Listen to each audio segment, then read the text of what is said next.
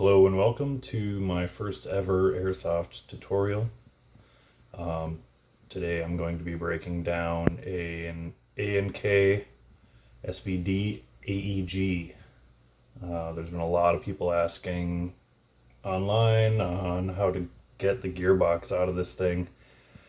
It took me about 3 hours to figure it out on my own. So hopefully this will help you guys out.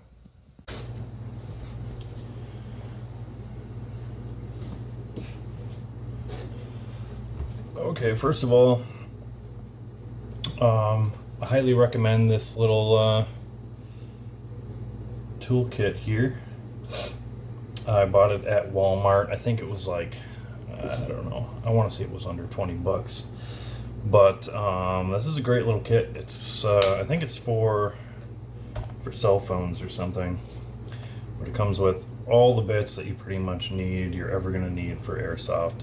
And it's a pretty good case. I bring it out on the field with me all the time.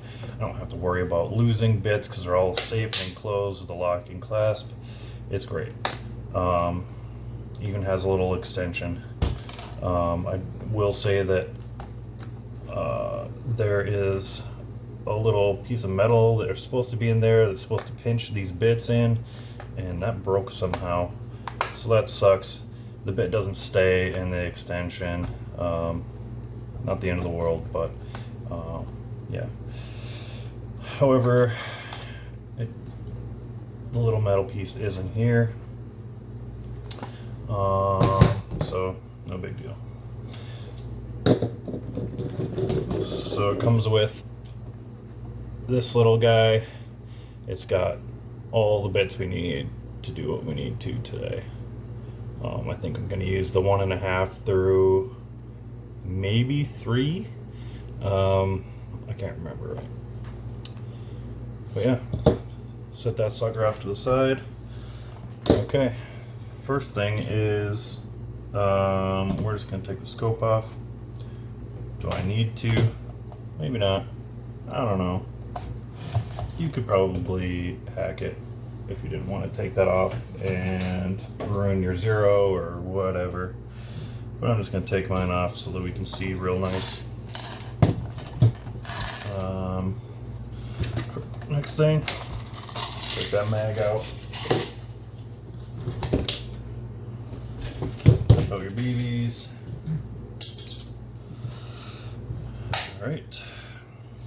And then this guy goes down, all the way downward, and then your dust cover will lift right off. And you can take this bad boy off. Really have to slide it forward to do that. Set that off to the side. Okay, so my first inclination was you got to take the rear stock off. That is actually not the case. This isn't going to come off at all. Leave these 2 screws alone. You're not going to need to mess with them.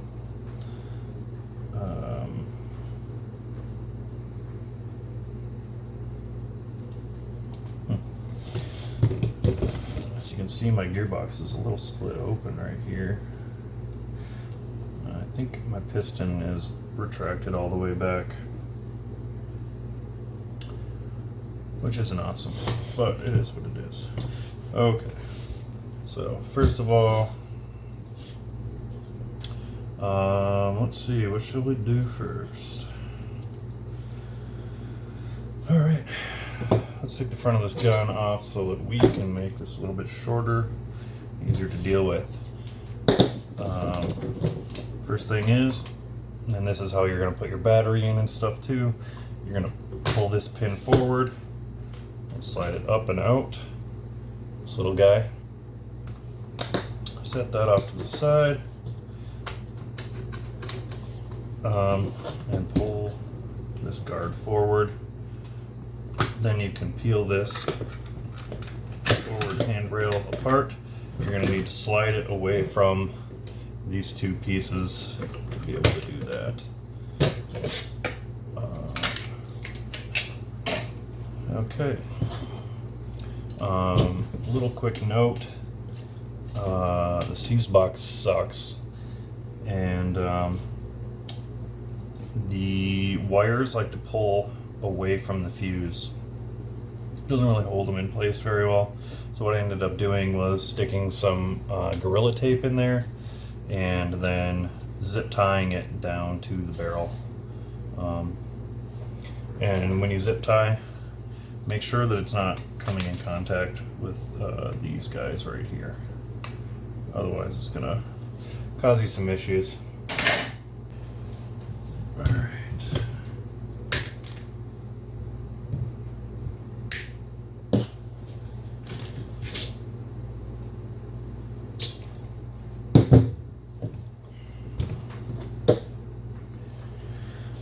Let's pull that off to the side. We're going to take care of these bad boys right here. That's a H2.5.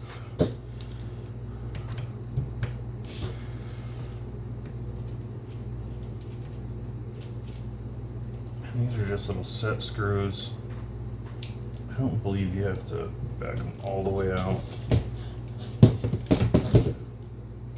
But if you want to back them all the way out, set them in a dish or something so that they don't just fall out when you're moving stuff around. It's probably not the worst idea either. Okay. That whole piece comes right out. It's easy as that.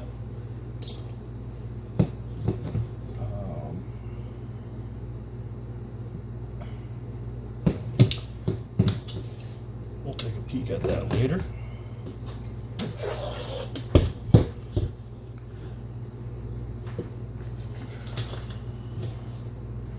So, next thing, there's this little pin right above where the mag release lever is. I'm going to push that through. It's going to be pretty stiff.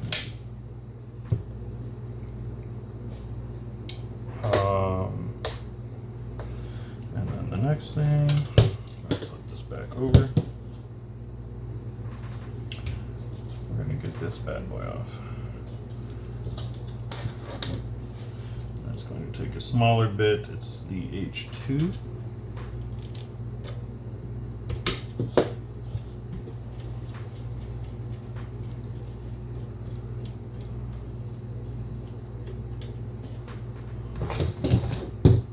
Another really nice thing about this case is you can put all your loose screws and stuff right in this lid, and you don't have to worry about them rolling off the table.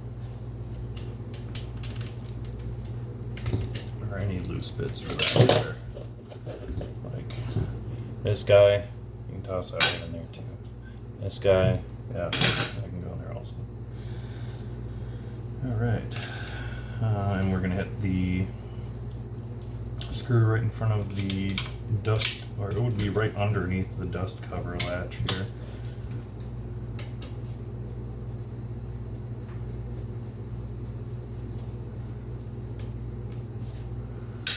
That is a very small flat topped screw. Oops. If you can see that. The one that was holding the fire mode selector switch is a rounded top. It's a little bit longer.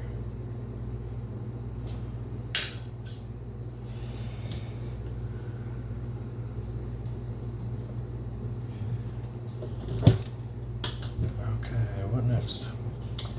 Oddly enough, the trigger guard needs to come off.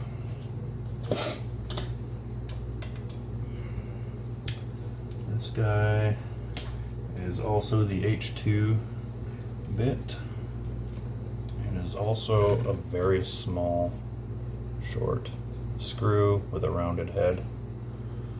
I'm just explaining all these things right now so that if you do forget which screw goes where, you can go back in the video and kind of figure that out much easier.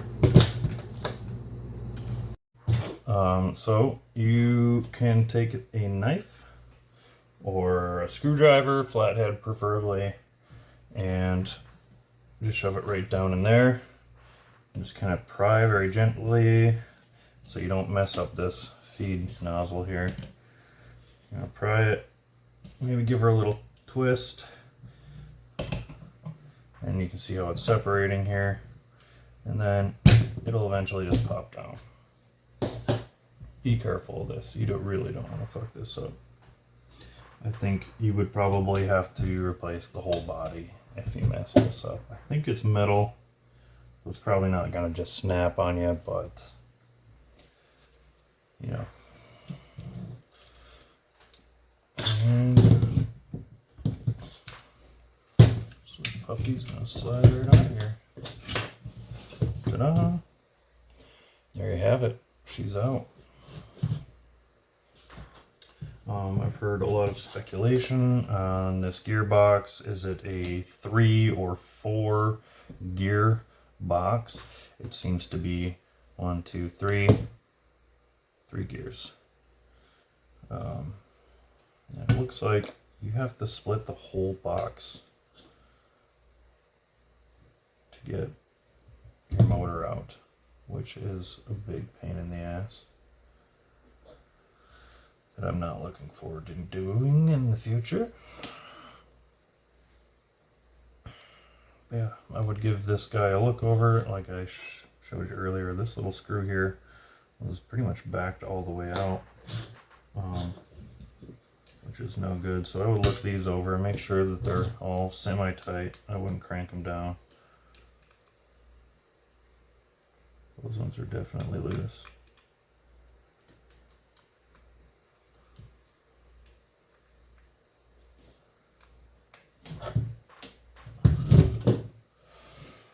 Plug a battery into this bad boy.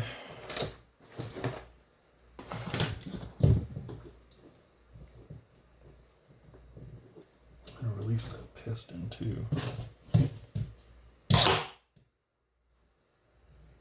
And there still seems to be the seam splitting here. So I don't know what that's about. Whatever it is, it ain't good. That's build quality, that's what that is. So yeah. Also, while I have this part, I guess it's probably worth taking this off. Slide this off to the side.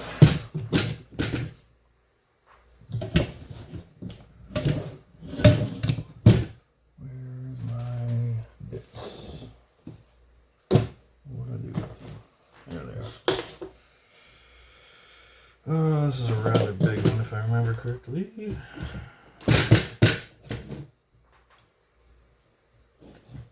Let's start with this little guy here. Yes, that is a 1.5 bit.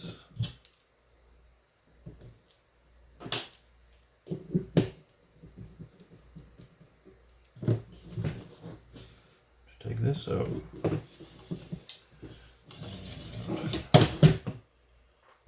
This is your hop-up chamber. Rotary dial style. And let's take this off there. Let's see what we got in here. Looks like my hop-up bucking is in decent shape.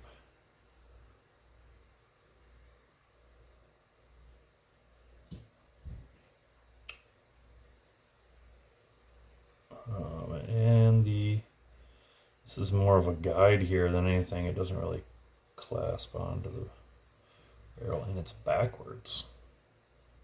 I don't know if I did that, or if it came like that from the factory, but I don't remember removing that last time.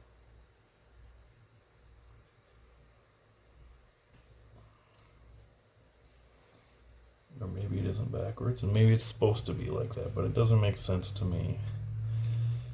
they would have this rounded nub here, and then not have that line up with that rounded inner piece. Maybe? But yeah. Pretty gross looking barrel. It's definitely got some stains and stuff on it. It looks like it was exposed to some sort of weather.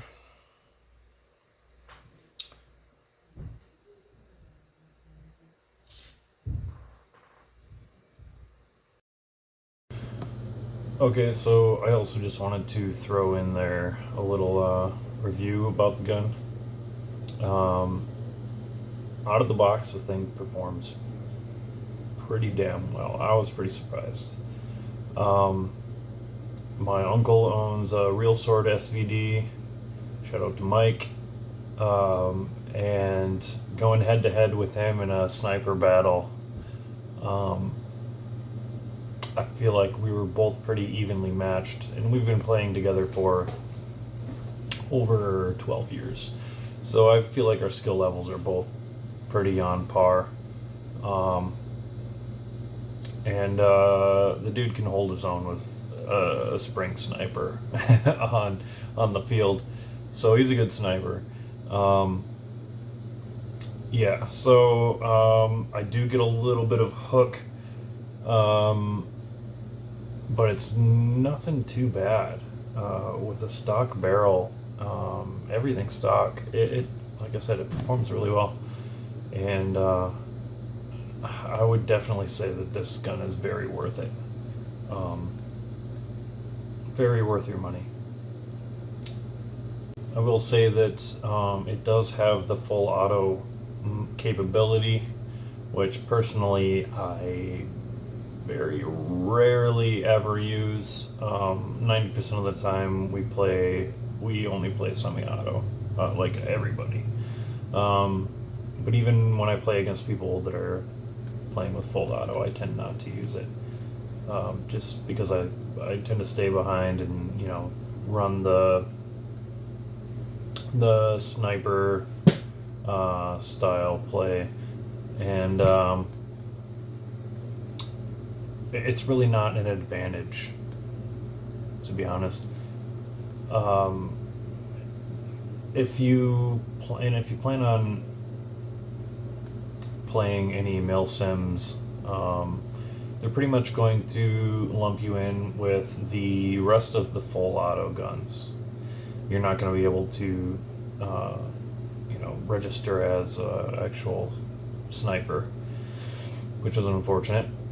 So I think I'm going to try to figure out how to disable the full auto on my gun, just so that I can use it on, for those scenarios, because that's what I want to use it as a sniper, and for them to lump you in with the front line, it would be too much. The gun is too long.